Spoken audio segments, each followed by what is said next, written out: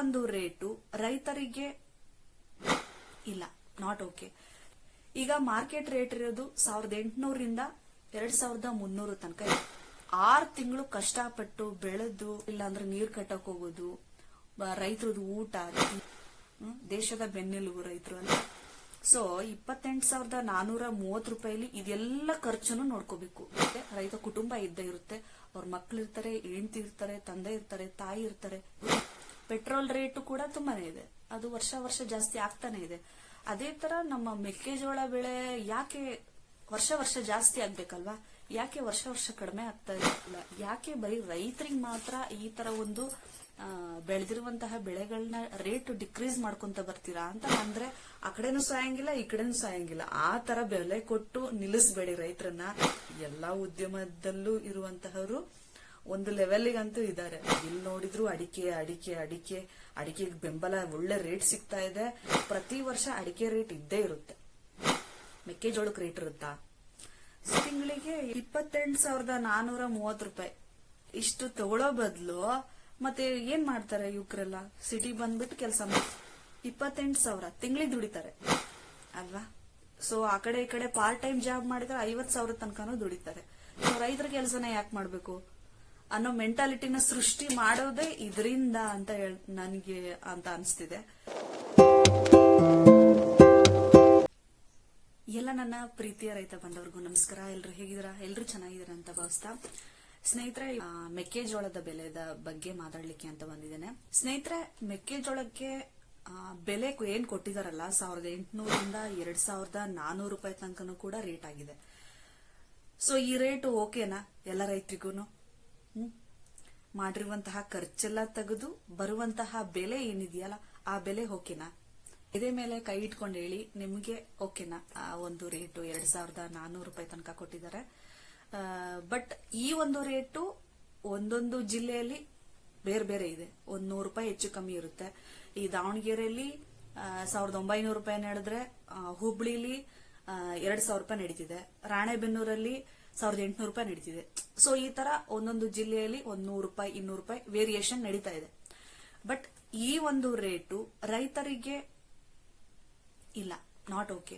ಯಾಕೆ ಅಂದ್ರೆ ಅವರು ಮಾಡಿರುವಂತಹ ಖರ್ಚು ಅಂದ್ರೆ ಮೆಕ್ಕೆಜೋಳ ಬಿತ್ತನೆಯಿಂದ ಹಿಡಿದು ಮುರಿಯುವ ತನಕ ಹಿಡಿದು ಆ ಒಂದು ಮೆಕ್ಕೆಜೋಳನ ಒಡಿಸ್ಬಿಟ್ಟು ಮೆಕ್ಕೆಜೋಳನ ತಗೊಂಡೋಗಿ ಮಾರ್ಕೆಟ್ಗೆ ಬಿಡೋ ತನಕನು ಎಷ್ಟು ಖರ್ಚಾಗುತ್ತೆ? ನಿಮಗೆ ಏನಾದ್ರೂ ಒಂದು ಐಡಿಯಾ ಇದೆಯಾ? ಬಟ್ ಕೆಲವೊಬ್ಬರು ರೈತರು ಅಷ್ಟೆಲ್ಲ ಕೆಡಿಸ್ಕೊಳ್ಳಲ್ಲ, ಹೋಗ್ಲಿ ಬಿಡು, ಹೋಗಿದ್ದೋಯ್ತು, ನೆಕ್ಸ್ಟ್ ಈಗ ಬಂತ ಮೆಕ್ಕೆಜೋಳ ಮಾರಿದ ದುಡ್ಡು ಬಂತ, ಅದೇ ಒಂದು ಖುಷಿಯಲ್ಲಿ ಇರ್ತಾರೆ. ಸೊ ಅದನ್ನ ನಾನು ಇಲ್ಲಿ ಕ್ಯಾಲ್ಕುಲೇಟ್ ಮಾಡಿ ನಿಮಗೆ ತೋರಿಸ್ತಾ ಇದ್ದೀನಿ. ಸೊ ಒಂದಿಷ್ಟು ಕ್ಯಾಲ್ಕುಲೇಟ್ ಮಾಡಿದೀನಿ. ಸೊ ಫಸ್ಟ್ ಇಂದನು ಏನು ಮೆಕ್ಕೆಜೋಳದ ಬೀಜ ತಂದಿದ್ರಿಂದ ಹಿಡಿದು ಗೊಬ್ಬರ ಹಾಕಿದ್ರಿಂದ ಹಿಡಿದು ಕಳೆ ತಗ್ಸೋದು, ಬಿತ್ತನೆ ಬೀಜವನ್ನ ಸೊ ಏನು ಬಿತ್ತನೆ ಮಾಡಿಸ್ತಾರಲ್ಲ ಅದು, ಸೊ ಹೊಲ ಕ್ಲೀನ್ ಮಾಡಿಸೋದು, ಸೊ ಪ್ರತಿಯೊಂದು ಕೂಡ ನಾನು ಇಲ್ಲಿ ರೇಟ್ ಅನ್ನ ಬರ್ಸಿದೀನಿ. ಸೊ ಇದು ನಾನು ಓನ್ ಆಗಿ ಬರ್ದಿದ್ದಲ್ಲ, ಇದು ನಮ್ಮ ತಂದೆಯವರು ಮೆಕ್ಕೆಜೋಳನ ಬಿತ್ತಿದ್ದಾರೆ. ಅವ್ರು ಹೇಳಿದ ರೀತಿಯಲ್ಲಿ, ಅವ್ರು ಹೇಳಿದ ರೇಟ್ ನ ರೀತಿಯಲ್ಲಿನೇ ನಾನು ಬರ್ದಿದ್ದೀನಿ. ಸೊ ಪ್ರತಿಯೊಂದನ್ನು ಕೂಡ ನಾನು ಹೇಳ್ತಾ ಹೋಗ್ತೀನಿ. ಅಷ್ಟು 1 ಎಕರೆಗೆ ಮೆಕ್ಕೆಜೋಳ ಬಿತ್ತನೆಯಿಂದ ಹಿಡಿದು ಮುರಿಯೋ ತನಕ ಎಷ್ಟು ಖರ್ಚಾಗುತ್ತೆ? ಸೊ ಇಲ್ಲಿಂದ ಮಾಡಿದೀನಿ. ಸೊ ಇದನ್ನ ಅಷ್ಟು ಫೋಟೋ ತೆಗೆದ್ಬಿಟ್ಟು ಇಲ್ಲಿ ಸೈಡಿಗೆ ಹಾಕ್ತಾ ಹೋಗ್ತೀನಿ, ಹೇಳ್ತಾ ಹೋಗ್ತೀನಿ ನೋಡಿ. 26 ಬಿತ್ತನೆಗೆ ಬೇಕೇ ಬೇಕು. ಇಲ್ಲ ಇದಿಲ್ಲ ಅಂದ್ರೆ DAPನಾದ್ರೂ ಬೇಕು. ಇದು 1 ಕ್ವಿಂಟಲ್ಗೆ 3,500 ಇರುತ್ತೆ. ನೆಕ್ಸ್ಟ್ ಬರೋ ಗೊಬ್ಬರ ಅಂತ ಅಂದ್ರೆ ಯೂರಿಯಾ ಗೊಬ್ಬರ. ಸೊ ಯೂರಿಯಾ ಗೊಬ್ಬರ ಓಕೆ ಕಡಿಮೆ ಇರುತ್ತೆ, 1 ಕ್ವಿಂಟಲ್ಗೆ 1200 ರೂಪಾಯಿ. ಸೊ ನೆಕ್ಸ್ಟ್ ಪೊಟ್ಯಾಶ್ ಬೇಕು. ಪೊಟ್ಯಾಶ್ 1 ಕ್ವಿಂಟಲ್ಗೆ 3,500 ರೂಪಾಯಿ ಬೇಕು. ಸೊ ಈ 3 ಗೊಬ್ಬರ ಮೆಕ್ಕೆಜೋಳ ಅಂದ್ರೆ ಬೆಳೆಯಲಿಕ್ಕೆ, ಒಳ್ಳೆ ಗ್ರೋತ್ ಆಗ್ಲಿಕ್ಕೆ, ಕಾಳು ಚೆನ್ನಾಗಿ ಕಟ್ಲಿಕ್ಕೆ, ಸೊ ಎಲ್ಲಕ್ಕೂ ಕೂಡ ಈ 3 ಗೊಬ್ಬರ ಬೇಕು. ಇದು ಮೆಕ್ಕೆಜೋಳ ಬೀಜ ಬಿತ್ತೋಕಿನ ಮುಂಚೆ ತಂದು ಇಟ್ಕೊಂತಾರೆ ರೈತರು. ಆಲ್ಮೋಸ್ಟ್ ರೈತರ ಮನೆತನ ಯಾರೆಲ್ಲ ಇರ್ತಾರೆ ನಿಮಗೆಲ್ಲರಿಗೂ ಗೊತ್ತಿರುತ್ತೆ. ನೆಕ್ಸ್ಟ್ ಇದಾದ್ಮೇಲೆ ಬೀಜ ಬೇಕೇ ಬೇಕು. ಮೆಕ್ಕೆಜೋಳ ಬೀಜ ಬಿತ್ತೋದು 1 ಎಕರೆಗೆ 3ರಿಂದ 4 ಪ್ಯಾಕೆಟ್ ಹೋಗುತ್ತೆ. ಸೊ ನಾನು 3 ಪ್ಯಾಕೆಟ್ ಇಟ್ಕೋತೀನಿ ಇಲ್ಲಿ. ಸೊ 1 ಪ್ಯಾಕೆಟ್ಗೆ 1700 ರೂಪಾಯಿ ಇರುತ್ತೆ. ಅದು ಕೂಡ ಒಂದೊಂದು ಕಂಪ್ನಿಯ ಬೀಜದ ಮೇಲೆ ಹೋಗುತ್ತೆ. ಒಂದೊಂದು ಕಂಪ್ನಿ ಬೀಜದ ರೇಟು ಒಂದೊಂದು ಡಿಫ್ರೆಂಟ್ ಇರುತ್ತೆ. ಸೊ ಇದು ನಮ್ಮ ತಂದೆ ತಗೊಂಡ್ಬಂದಿದ್ದು 1700 ರೂಪಾಯಿ ಒಂದು ಪಾಕೆಟ್ ಅಂತಂದು. ಸೊ 1700 ರೂಪಾಯಿ ಇಂಟು 3 ಅಂದ್ರೆ 3 ಪ್ಯಾಕೆಟ್ಗೆ 5100 ರೂಪಾಯಿ ಆಗುತ್ತೆ. ಸೊ ಇದು ಮೆಕ್ಕೆಜೋಳದ ಬೀಜದ್ದು ರೇಟು. ಸೊ ನೆಕ್ಸ್ಟ್ ಹೊಲದ ಹಸನು ಮಾಡಿದ್ದು. ಸೊ ಮೆಕ್ಕೆಜೋಳ ಬೀಜ ಬಿತ್ತೋಕಿನ ಮುಂಚೆ ನಾವು ಹೊಲವನ್ನ ಕ್ಲೀನ್ ಮಾಡಿ ಇಟ್ಕೋಬೇಕು. ಅದಕ್ಕೆ ಖರ್ಚಾಗಿರುವಂತಹದ್ದು 10,000 ರೂಪಾಯಿ. ಓಕೆನಾ. ಫಸ್ಟ್ ಪ್ಲೋ ಓಡಿಸ್ತಾರೆ, ಕಲ್ಟಿಮೀಟರ್ ಓಡಿಸ್ತಾರೆ, ಮತ್ತೆ ಹಸನ್ ಮಾಡಿಸ್ತಾರೆ. ಸೊ ಇದೆಲ್ಲ ಪ್ರೊಸೆಸ್ ಆಗಕ್ಕೆ ಹತ್ತತ್ರ ಅಂದ್ರು ಮಿನಿಮಮ್ ಅಂದ್ರೆ 10,000 ರೂಪಾಯಿ ಬೇಕೇ ಬೇಕು. ಸೊ ಇದಾದ್ಮೇಲೆ ಮೆಕ್ಕೆಜೋಳ ಬಿತ್ತನೆಗೆ ಅಂದ್ರೆ ಏನು ಮಿಷಿನ್ ಅಲ್ಲಿ ಬಿತ್ತಿಸೋದು ಒಂದ್ ಬರುತ್ತೆ, ಅಥವಾ ಕೆಲವರು ಊರಿಸ್ತಾರೆ, ಕೆಲವರು ಬೀಜ ಉದುರಿಸ್ತಾರೆ. ಸೊ 3 ತರ ಬರುತ್ತೆ. 3 ತರದ್ರಲ್ಲೂ ನಮ್ ತಂದೆ ಊರ್ಸಿದ್ರು, ಬಟ್ ಅವ್ರು ಹೇಳೋದು ಮಿಷಿನ್ ಆದ್ರೆ ಕಡಿಮೆ ಆಗುತ್ತೆ, ಬಟ್ ಬೀಜ ತುಂಬಾ ಹೋಗುತ್ತೆ ಅಂತ ಅಂದ್ರು. ಈಗ ಒಂದೊಂದು ಬೀಜ ಒಂದೊಂದ್ ಕಡೆ ಬಿದ್ದೇ ಇರಲ್ಲ, ಅಂಗ್ಲಾಗಿರುತ್ತೆ ಅಂತಾರೆ, ಅಂದ್ರೆ ಹುಟ್ಟೆ ಇರಲ್ಲ, ಆ ತರ ಒಂದು ಪರಿಸ್ಥಿತಿ ಆಗಿರುತ್ತೆ. ಬೀಜ ಊರ್ಸೋದು ಒಳ್ಳೇದು. ಸೊ ಬೀಜ ಊರ್ಸಿರೋದು 2400 ರೂಪಾಯಿ ಆಗಿದೆ. ಸೊ ಊರ್ಸೋದು ಬೀಜನ ಮಿಷಿನ್ ಇಂದ ಹಾಕ್ಸಿದ್ರೆ 2400 ರೂಪಾಯಿ, ಊರ್ಸೋದಾದ್ರೆ 3200 ರೂಪಾಯಿ ಆಗುತ್ತೆ. ಸೊ ಇದಿಷ್ಟು ಆಯ್ತು. ನೆಕ್ಸ್ಟ್ ಕಳೆ ತಗ್ಸೋದು ಬರುತ್ತೆ. ನೆಕ್ಸ್ಟ್ ಒಂದ್ ತಿಂಗಳಿಗೆ ಕಳೆ ತೆಗಿಯೋದು ಬರುತ್ತೆ, ಕಳೆ ಹುಟ್ಟುತ್ತೆ. ಸೊ ಇದಕ್ಕೆ 2500 ರೂಪಾಯಿ. ಸೊ ಇತ್ತೀಚಿನ ದಿನಗಳಲ್ಲಿ ಮೆಕ್ಕೆಜೋಳ ಬಿತ್ತಿದ್ 3 ದಿನಕ್ಕೇನೆ ಕಳೆನಾಶಕನೆಲ್ಲ ಹಾಕ್ತಾ ಇದ್ದಾರೆ. ಸೊ ನಾನು ಅದನ್ನ ಬಿಟ್ಟಿದ್ದೀನಿ. ಸೊ ನಾವು ಹಾಕಿಲ್ಲ ಅಂತ ನಾವು ಬಿಟ್ಟಿದ್ದೀನಿ. ಸೊ ಇದಾಯ್ತು. ನೆಕ್ಸ್ಟ್ 1 ಎಕರೆಗೆ 25ರಿಂದ 30 ಕ್ವಿಂಟಲ್ ಬರುತ್ತೆ, ಒಳ್ಳೆ ಇಳುವರಿ ಅಂದ್ರೆ ಮಾತ್ರ. ಮತ್ತಿಲ್ಲ ಅಂದ್ರೆ ಕಡಿಮೆ ಆಗುತ್ತೆ, 25ರಿಂದ 30 ಕ್ವಿಂಟಲ್. ಇಲ್ಲ ಇಳುವರಿ ಕಡಿಮೆ ಇದೆ ಅಂದ್ರೆ 20ರಿಂದ 25 ಕ್ವಿಂಟಲ್ ಬರುತ್ತೆ. ಸೊ ನಾನೀಗ 25ರಿಂದ 30 ಕ್ವಿಂಟಲ್ ಅಂತ ಇಟ್ಕೊಂಡಿದ್ದೀನಿ. ಏನು ಮೆಕ್ಕೆಜೋಳ ಇಲ್ಲಿ ತನಕ ಬಂತು, ತೆನೆ ಎಲ್ಲ ಕಟ್ತು, ಇನ್ ತೆನೆ ಮುರಿಯೋದು ಬರುತ್ತೆ. ತೆನೆ ಮುರಿಯೋದು ಫ್ರೀ ಆಗಿ ಯಾರಾದ್ರೂ ಮುರ್ಕೊಡ್ತಾರಾ? ಇಲ್ಲ. ತೆನೆ ಮುರಿಯೋದು 1 ಎಕರೆಗೆ 3200 ರೂಪಾಯಿ ಖರ್ಚು ಬರುತ್ತೆ. ಅದ್ರ ನೆಕ್ಸ್ಟ್ ಬರೋದು ಮಾರ್ಕೆಟಿಗೆ ತಗೊಂಡೋಗೋದು. ಸೊ ಇಲ್ಲಿಂದಾನು ಸ್ವಲ್ಪ ಖರ್ಚಿರುತ್ತೆ. ಏನು ಅಂದ್ರೆ ಸೊ ಆತರ ಮೆಕ್ಕೆಜೋಳ ಓಡ್ಸಕ್ಕೆ 1 ಕ್ವಿಂಟಲ್ಗೆ 80 ರೂಪಾಯಿ ತಗೊಂತಾರೆ. ಸೊ ಈ ತರ 30 ಕ್ವಿಂಟಲ್ಗೆ ಎಷ್ಟಾಗುತ್ತೆ? 2400 ರೂಪಾಯಿ ಆಗುತ್ತೆ. ನೆಕ್ಸ್ಟ್ ಕಮಿಷನ್ ಬಂದ್ರೆ 100ಕ್ಕೆ 8 ರೂಪಾಯಿ ಕಮಿಷನ್ ತಗೊಂತಾರೆ. ಅಂದ್ರೆ ದಲ್ಲಾಳಿ ಅವ್ರು ಏನ್ ದಲ್ಲಾಳಿ ಅಂಗಡಿ ಬಿಡ್ತೀವಲ್ಲ ನಾವು, ಅಲ್ಲಿ 100ಕ್ಕೆ 8 ರೂಪಾಯಿ ತಗೊಂತಾರೆ. ಮತ್ತೆ ಹಮಾಲಿ ಅವರಿಗೆ 1 ಕ್ವಿಂಟಲ್ಗೆ 50 ರೂಪಾಯಿ. ಅಂದ್ರೆ ಏರಿದ್ದಕ್ಕೆ ಇಳಿಸಿದ್ದಕ್ಕೆ, ಇಲ್ಲಿಂದ ಏರ್ಕೊಂಡು ಹೋಗ್ತಾರೆ ಊರಿಂದ, ಮತ್ತೆ ಅಲ್ಲಿಂದ ಮಾರ್ಕೆಟ್ ಅಲ್ಲಿ ತಗೊಂಡೋಗಿ ಇಳಿಸ್ತಾರೆ, ಅದಕ್ಕೆ 50 ರೂಪಾಯಿ ಬೇಕು. ಸೊ 1 ಕ್ವಿಂಟಲ್ಗೆ 50 ರೂಪಾಯಿ ಆದ್ರೆ 25 ಕ್ವಿಂಟಲ್ಗೆ 2250 ರೂಪಾಯಿ ಆಗುತ್ತೆ. ಸೊ ಇದಿಷ್ಟು ಎಲ್ಲವನ್ನು ತೆಗಿಬೇಕು ಈಗ ನಾವು. ಈಗ ಮಾರ್ಕೆಟ್ ರೇಟ್ ಇರೋದು 1800ರಿಂದ 2300 ತನಕ ಇದೆ. ಈಗ ನಾನು ಹೈಯೆಸ್ಟ್ ರೇಟ್ನೇ ತಗೊಂತೀನಿ. ಈಗ ಈ ಸುಮ್ನೆ ಕ್ಯಾಲ್ಕುಲೇಷನ್ ಅಷ್ಟು ಸಿಗುತ್ತೋ ಇಲ್ಲೋ ಗೊತ್ತಿಲ್ಲ, ಬಟ್ ನಾನು ಇಲ್ಲಿ ಕ್ಯಾಲ್ಕುಲೇಷನ್ ಮಾಡ್ತಿರೋದು ಹೈಯೆಸ್ಟ್ ರೇಟೇ ತಗೊಂಡ್ ಮಾಡ್ತಾ ಇದ್ದೀನಿ. 2300 ರೂಪಾಯಿ ರೇಟ್ ಹಾಕೋತಿದ್ದೀನಿ. ಎಷ್ಟು ಕ್ವಿಂಟಲ್ಗೆ? 30 ಕ್ವಿಂಟಲ್ ಬಂದಿದೆ. ಒಳ್ಳೆ ಇಳುವರಿನೇ ಬಂದಿದೆ ಅಂತ ಅನ್ಕೊಂಡು ಈಗ 2300 ಇಂಟು 30 ಇಲ್ಲಿ ಮಾಡ್ಕೊಂಡಿದ್ದೀನಿ. ನಾನು ತೋರಿಸ್ತೀನಿ, ಇಲ್ಲಿ ಪಕ್ಕದಲ್ಲಿ ಹಾಕ್ತೀನಿ.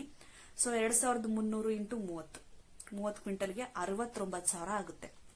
1 ಎಕರೆಯ ಮೆಕ್ಕೆಜೋಳದ ಇಳುವರಿ ಬಂದಿರೋದು ರೇಟು, ಬಂದಿರುವಂತಹ ದುಡ್ಡು 69,000. ಹತ್ತತ್ರ 1,000 ಕಡಿಮೆ 70,000. ಸೊ ಈ ಒಂದು ಏನ್ ಹತ್ತತ್ರ ಬಂದಿದೆಯಲ್ಲ 70,000, ಇದರಲ್ಲಿ ನಾ ಮಾಡಿರುವಂತಹ ಪ್ರತಿ ಒಂದು ಖರ್ಚನ್ನು ತೆಗೆದ್ರೆ ಉಳಿಯೋದು 28,430 ರೂಪಾಯಿ. ಸ್ನೇಹಿತರೆ, 6 ತಿಂಗಳು ಕಷ್ಟಪಟ್ಟು ಬೆಳೆದು ಮಳೆ ಬರಲಿಲ್ಲ ಅಂದ್ರೆ ನೀರ್ ಕಟ್ಟಕ್ ಹೋಗೋದು, ರೈತರದ್ದು ಊಟ ತಿಂಡಿ ಖರ್ಚು, ಮಧ್ಯದಲ್ಲಿ ಈ ಮೆಕ್ಕೆಜೋಳಕ್ಕೆ ರೋಗ ಏನಾದ್ರೂ ಬಿತ್ತು ಅಂದ್ರೆ ಅದ್ರ ಖರ್ಚು, ಅದನ್ನ ನಾನೇನು ಆ ಲೆಕ್ಕನೇ ಹಾಕಿಲ್ಲ. ದೇಶದ ಬೆನ್ನೆಲುಬು ರೈತರು ಅಲ್ವಾ. ಸೊ 28,430 ರೂಪಾಯಿಲಿ ಇದೆಲ್ಲ ಖರ್ಚುನು ನೋಡ್ಕೋಬೇಕು. ಜೊತೆಗೆ ಒಂದ್ ರೈತ ಅಂದ್ಮೇಲೆ ರೈತ ಕುಟುಂಬ ಇದ್ದೇ ಇರುತ್ತೆ. ಅವ್ರ ಮಕ್ಳು ಇರ್ತಾರೆ, ಹೆಂಡತಿ ಇರ್ತಾರೆ, ತಂದೆ ಇರ್ತಾರೆ, ತಾಯಿ ಇರ್ತಾರೆ, ಇವ್ರನ್ನೆಲ್ಲರನ್ನು ಕೂಡ ನೋಡ್ಕೋಬೇಕು. ಸೊ ಅದಲ್ದಲೆ ಈ ಒಂದು ಮೆಕ್ಕೆಜೋಳವನ್ನ ಎಥನಾಲ್ ಪ್ರಿಪರೇಷನ್ ಬೇರೆ ಮಾಡ್ತಾ ಇದ್ದಾರೆ. ಅದು ಪೆಟ್ರೋಲ್ಗೆ ಹೆಲ್ಪ್ ಆಗುತ್ತೆ, ನೇಚರ್ಗೆ ಗುಡ್ ಅಂತಂದು. ಸೊ ಪೆಟ್ರೋಲ್ಗೆ ಹೋಗ್ತಾ ಇದೆ ಅಂದ್ರೆ ಪೆಟ್ರೋಲ್ ರೇಟ್ ಎಷ್ಟಿದೆ? ಪೆಟ್ರೋಲ್ ರೇಟು ಕೂಡ ತುಂಬಾನೇ ಇದೆ, ಅದು ವರ್ಷ ಜಾಸ್ತಿ ಆಗ್ತಾನೆ ಇದೆ. ಅದೇ ತರ ನಮ್ಮ ಮೆಕ್ಕೆಜೋಳ ಬೆಳೆ ಯಾಕೆ ವರ್ಷ ಜಾಸ್ತಿ ಆಗ್ಬೇಕಲ್ವಾ? ಯಾಕೆ ವರ್ಷ ಕಡಿಮೆ ಆಗ್ತಾ ಇದೆ? ಹೋದ ವರ್ಷ 2700, 2800, 3000 ತನಕನೂ ಮುಟ್ಟಿ ಬಂದಿದೆ. ಈ ವರ್ಷ ಯಾಕೆ ಕಡಿಮೆ ಆಯಿತು? ಕೇವಲ ಮೆಕ್ಕೆಜೋಳ ಅಂತ ಹೇಳ್ತಿಲ್ಲ, ಯಾಕೆ ಬರೀ ರೈತರಿಗೆ ಮಾತ್ರ ಈ ತರ ಒಂದು ಬೆಳೆದಿರುವಂತಹ ಬೆಳೆಗಳನ್ನ ರೇಟ್ ಡಿಕ್ರೀಸ್ ಮಾಡ್ಕೊಂತ ಬರ್ತೀರಾ ಅಂತ ನಾನು ಹೇಳ್ತಿದ್ದೀನಿ. ಸೊ ಇದು ತುಂಬಾ ಅಂದ್ರೆ ತುಂಬಾ ನೋವಾಗುವಂತ ವಿಷಯ. ಈ ರೇಟು ಬೆಂಬಲ ಬೆಲೆ ಅಂತಂದು ಅಷ್ಟೊಂದು ಹೋರಾಟ ಮಾಡಿದ್ದಕ್ಕೂ ನೀವು ಕೊಟ್ಟಿದ್ದು 1200 1300 ಇದ್ದದನ್ನ 1800 ತಂದ್ರಿ. ಬಟ್ ಉಳಿಯೋದಾದ್ರೂ ಏನು ಉಳಿಯುತ್ತೆ ರೈತರಿಗೆ? ರೈತರು ಯಾಕೆ ಮೆಕ್ಕೆಜೋಳ ಬೆಳಿಬೇಕು? ಮೆಕ್ಕೆಜೋಳ ಜಾಸ್ತಿ ಬೆಳೀರಿ ಅಂತ ಯಾಕೆ ಹೇಳ್ತೀರಾ? ಬೇಡವಲ್ಲ, ನಾವು ಬೇರೆ ಏನಾದ್ರೂ ಬೆಳ್ಕೊಂತೀವಿ. ಸೊ ದೇಶದ ಉದ್ಧಾರ ಆಗ್ಲಿ ಅಂತಂದು ರೈತರ ಮೇಲೆ ಪ್ರೆಷರ್ ಆಗ್ತೀರ ಹೊರತು ರೈತರ ಕಷ್ಟ ಏನು ಅಂತ ಯಾರಾದ್ರೂ ಕೇಳ್ತೀರಾ? ಮೆಕ್ಕೆಜೋಳ ಕೇವಲ ಕೋಳಿಗಳ ಆಹಾರವಾಗಿ ಹೋಗ್ತಾ ಇಲ್ಲ, ಫುಡ್ ಇಂಡಸ್ಟ್ರಿಗೆ ಹೋಗ್ತಾ ಇದೆ. ಈಗ ಪೆಟ್ರೋಲ್ಗೂ ಮಿಕ್ಸ್ ಮಾಡ್ತಾ ಇದ್ದಾರೆ. ಸೊ ಅದು ಪೆಟ್ರೋಲ್ಗೆ ಹೆಚ್ಚಿನ ಪ್ರಮಾಣದಲ್ಲಿ ಎಥನಾಲ್ ಯೂಸ್ ಮಾಡಬೇಕು ಅಂತಂದು ಎಥನಾಲ್ ಪ್ರಿಪರೇಷನ್ಗೆ ಮೆಕ್ಕೆಜೋಳ ಹೋಗ್ತಾ ಇದೆ, ಜೊತೆ ಕಬ್ಬು ಕೂಡ ಹೋಗ್ತಾ ಇದೆ. ಸೊ ಮೆಕ್ಕೆಜೋಳ ಜಾಸ್ತಿ ಬೆಳೀರಿ, ಇದರಿಂದ ನಾವು ಬೇರೆ ದೇಶದಿಂದ ನಮ್ಮ ಭಾರತ ದೇಶಕ್ಕೆ ಆಮದು ಮಾಡ್ಕೊಳ್ಳೋದು ತಪ್ಪುತ್ತೆ ಅಂತ. ಸೊ ರೈತರಿಗೆ ಪ್ರೆಷರ್ ಆಗ್ತಾ ಇರೋದು ಎಲ್ಲಾನು ಸರಿ, ಆದ್ರೆ ನಿಗದಿತ ಬೆಲೆ ಕೊಡಕ್ಕೆ ಏನ್ ತೊಂದ್ರೆ? ಸೊ ದಯವಿಟ್ಟು ಎಲ್ಲ ಯಾರೆಲ್ಲ ನೋಡ್ತಾ ಇದ್ದೀರಾ, ಇದು ಸರ್ಕಾರ ತಲುಪೋ ತನಕನೂ ಕೂಡ ಶೇರ್ ಮಾಡಿ. ಒಳ್ಳೆಯ ಬೆಂಬಲ ಬೆಲೆ ಕೊಡಿ ಅಂತ ಅಂದ್ರೆ ಆ ಕಡೆನೂ ಸಾಯಂಗಿಲ್ಲ, ಈ ಕಡೆನೂ ಸಾಯಂಗಿಲ್ಲ. ಆ ತರ ಬೆಲೆ ಕೊಟ್ಟು ನಿಲ್ಲಿಸಬೇಡಿ ರೈತರನ್ನ. ಎಲ್ಲಾ ಉದ್ಯಮದಲ್ಲೂ ಇರುವಂತಹವರು ಒಂದು ಲೆವೆಲ್ಗಂತೂ ಇದ್ದಾರೆ. ಸೊ ರೈತ ಕುಟುಂಬದವರೇ ತುಂಬಾ ಕಷ್ಟದಲ್ಲಿರುವುದು. ಈಗಲೇ ಆಲ್ರೆಡಿ ಮೆಕ್ಕೆಜೋಳ ಬೆಳೆನೂ ಕಡಿಮೆ ಆಗ್ತಾ ಇದೆ. ನೀವು ಇದೇ ತರ ಮಾಡ್ಕೋತಾ ಹೋದ್ರೆ ಮೆಕ್ಕೆಜೋಳ ಬೆಳೆನೂ ಕೂಡ ನಿಧಾನಕ್ಕೆ ಪೂರ್ತಿಯಾಗಿ ನಿಲ್ಲಿಸ್ಬಿಟ್ಟು ಎಲ್ಲ ತೋಟಗಾರಿಕೆ ಇಲಾಖೆ ಅಡಿಕೆ, ತೆಂಗು ಈ ತರ ಹೊರಟು ಬಿಡ್ತಾರೆ. ಬರೀ ಕೇವಲ ತೆಂಗು, ಅಡಿಕೆ ಇದಕ್ಕೆ ಕಾನ್ಸಂಟ್ರೇಷನ್ ನೀವು ಕೂಡ ಅದಕ್ಕೆ ಒತ್ತು ಕೊಟ್ರೆ ಸೊ ರೈತರು ಕೂಡ ಓಕೆ, ನಾವ್ ಏನ್ ಬೆಳೆದ್ರು ಸಿಗಲ್ಲ, ಸೊ ನಾವು ತೋಟಗಾರಿಕೆ ಇಲಾಖೆ ಅದಕ್ಕೆ ಹೋಗ್ಬೇಕು ಅಂತಂದು ಅವರು ಕೂಡ ಆ ತರ ಹೊರಟಿದ್ದಾರೆ. ಸೊ ಅವ್ರ ತಪ್ಪು ಏನಿಲ್ಲ, ಯಾಕೆಂದ್ರೆ ಕೆಲವೊಂದು ಯೂಟ್ಯೂಬ್ ನಲ್ಲಿ ಹೇಳ್ತಾ ಇದ್ದಾರೆ, ಎಲ್ಲಿ ನೋಡಿದ್ರು ಅಡಿಕೆ ಅಡಿಕೆ ಅಡಿಕೆ, ಅಡಿಕೆಗೆ ಬೆಂಬಲ ಒಳ್ಳೆ ರೇಟ್ ಸಿಗ್ತಾ ಇದೆ, ಬೇರೆ ಯಾವ ಬೆಳೆನೂ ಸಿಗ್ತಾ ಇಲ್ಲ. ಬಟ್ ನೀವು ನೋಡಿ, ಅಡಿಕೆದು ಪ್ರತಿ ವರ್ಷ ಅಡಿಕೆ ರೇಟ್ ಇದ್ದೇ ಇರುತ್ತೆ, ಮೆಕ್ಕೆಜೋಳಕ್ಕೆ ರೇಟ್ ಇರುತ್ತಾ? ಸೊ ಹಾಗಾಗಿ ಸೊ ಎಲ್ಲವನ್ನೂ ಕೂಡ ನಾವು ಬ್ಯಾಲೆನ್ಸ್ ಮಾಡ್ಬೇಕಾಗುತ್ತೆ. ಎಲ್ಲವೂ ಕೂಡ ಒಂದೇ ಒಂದು, ಎಲ್ಲವಕ್ಕೂ ಒಳ್ಳೆಯ ರೇಟ್ ಕೊಟ್ರೆ ರೈತರಿಗೂ ಬೆಳೆಯೋಕೆ ಖುಷಿ ಇರುತ್ತೆ. ಹೆಂಗೋ ನಮ್ ದೇಶದವರು, ನಮ್ ರಾಜ್ಯದವರು ಒಳ್ಳೆ ರೇಟ್ ಕೊಟ್ರಪ್ಪ ಅಂತಂದು ಖುಷಿ ಆಗುತ್ತೆ. ನೀವ್ ಈ ತರ ರೇಟ್ ಕೊಟ್ರೆ ಅವ್ರಿಗೆ ಬೆಳೆಯೋಕ್ಕೂ ಕೂಡ ಅದೆಷ್ಟು ಬೆಳೆದ್ರು ಅಷ್ಟೇ ಬಿಡು ಅನ್ನೋ ತರ ಫೀಲ್ ಆಗ್ಬಿಡುತ್ತೆ. ಸೊ ಹಾಗಾಗಿ ಒಳ್ಳೆಯ ಬೆಂಬಲವನ್ನ ಕೊಡಿ. ಇನ್ನೊಂದೇನಂದ್ರೆ, ಈ ತರ ಒಂದು ಏನು 6 ತಿಂಗಳಿಗೆ 28,430 ರೂಪಾಯಿ ಇಷ್ಟು ತಗೊಳ್ಳೋ ಬದಲು ಮತ್ತೆ ಏನ್ ಮಾಡ್ತಾರೆ ಯುವಕರೆಲ್ಲ? ಸಿಟಿ ಬಂದ್ಬಿಟ್ಟು ಕೆಲಸ ಮಾಡ್ತಾರೆ, 28,000 ತಿಂಗಳಿಗೆ ದುಡಿತಾರೆ ಅಲ್ವಾ? ಸೊ ಆ ಕಡೆ ಈ ಕಡೆ ಪಾರ್ಟ್ ಟೈಮ್ ಜಾಬ್ ಮಾಡಿದ್ರೆ 50,000 ತನಕನೂ ದುಡಿತಾರೆ. ಸೊ ರೈತರ ಕೆಲಸನ ಯಾಕೆ ಮಾಡ್ಬೇಕು ಅನ್ನೋ ಮೆಂಟಾಲಿಟಿನ ಸೃಷ್ಟಿ ಮಾಡೋದೇ ಇದರಿಂದ ಅಂತ ನನಗೆ ಅಂತ ಅನ್ಸ್ತಿದೆ. ಸೊ ನಿಮ್ಗೂ ಅದೇ ತರ ಅನ್ಸುತ್ತೆ ಅನ್ಕೋತೀನಿ. ನಿಮ್ಗೂ ಇದೇ ತರ ಅನ್ಸಿದ್ರೆ ಕಮೆಂಟ್ ಮಾಡಿ. ಯಾರು ನನ್ನ ಚಾನಲ್ ನೋಡಿಲ್ಲ ದಯವಿಟ್ಟು ಸಬ್ಸ್ಕ್ರೈಬ್ ಮಾಡಿ, ಈ ವಿಡಿಯೋನ ಶೇರ್ ಮಾಡಿ, ಲೈಕ್ ಮಾಡಿ. ನಾನು ಹೇಳ್ತಾ ಇರೋದು ನಿಮಗೆ ಕರೆಕ್ಟ್ ಅನ್ಸಿದ್ರೆ ದಯವಿಟ್ಟು ಕಮೆಂಟ್ ಮಾಡಿ. ಸೊ ನಿಮ್ ಕಮೆಂಟ್ಗೋಸ್ಕರ ಕಾಯ್ತಾ ಇರ್ತೀನಿ ನಾನು. ಮತ್ತೆ ಇನ್ನೊಂದು ವಿಡಿಯೋದಲ್ಲಿ ಸಿಗ್ತೀನಿ ಇನ್ನೂ ಒಂದು ಒಳ್ಳೆಯ ಟಾಪಿಕ್ ಜೊತೆಗೆ. ಅಲ್ಲಿವರೆಗೂ ಟೇಕ್ ಕೇರ್, ಬಾಯ್, ನಮಸ್ಕಾರ.